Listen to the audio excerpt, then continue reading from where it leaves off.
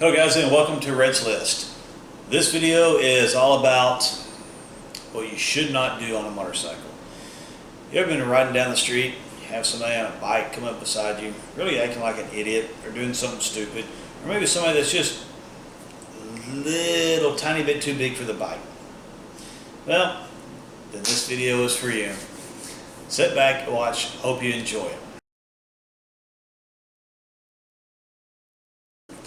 First up, like I said, sometimes people get bikes that maybe aren't made for them.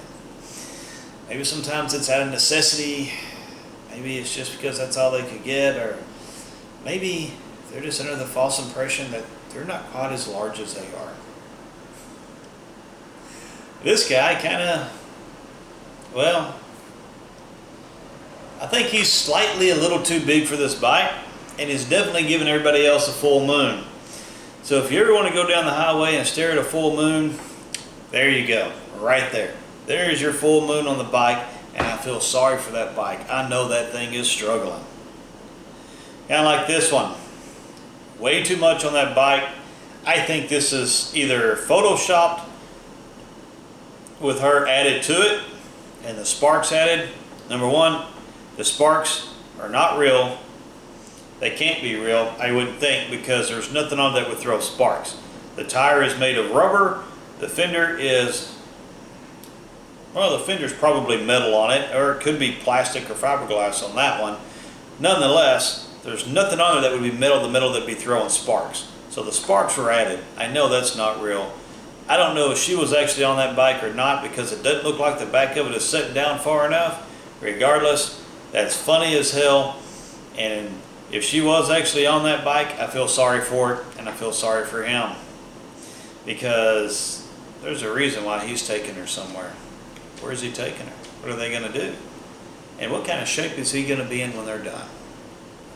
I give up on this one. I have no idea. I have no idea what this guy is doing. I don't know what he's trying to do. I don't know if he's trying to carry this thing or trying to make a windshield. I have no idea what this guy is doing. I don't know if it's supposed to be the zombie-proof version of a motorcycle. I have no idea, but it absolutely does not look safe. It doesn't look very wind resistant either. I mean, you're not very wind resistant when you're sitting up on a bike anyways.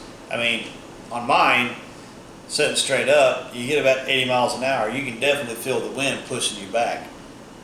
This guy, if he could hit 80, I think he'd be having a hard time holding on to this bike with that on there. I have no idea what he's trying to do on this.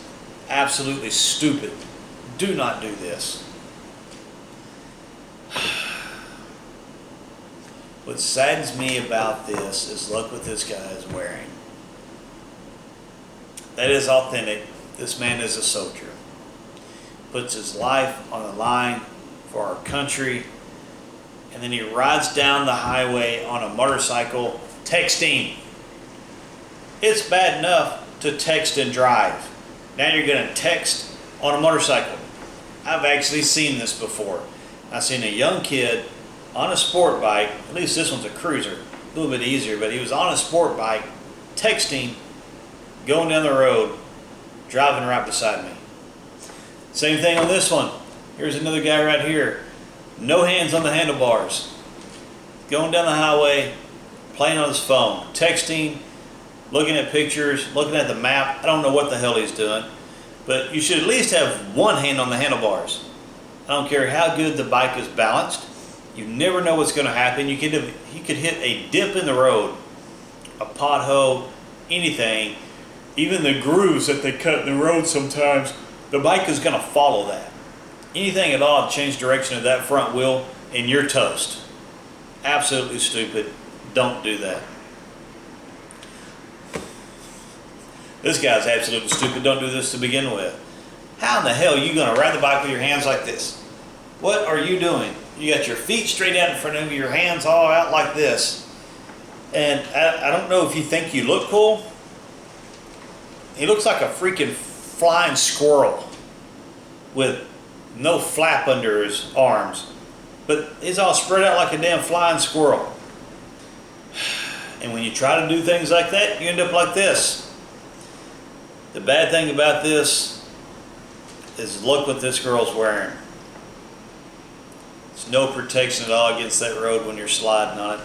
I've seen things before, and I absolutely understand it.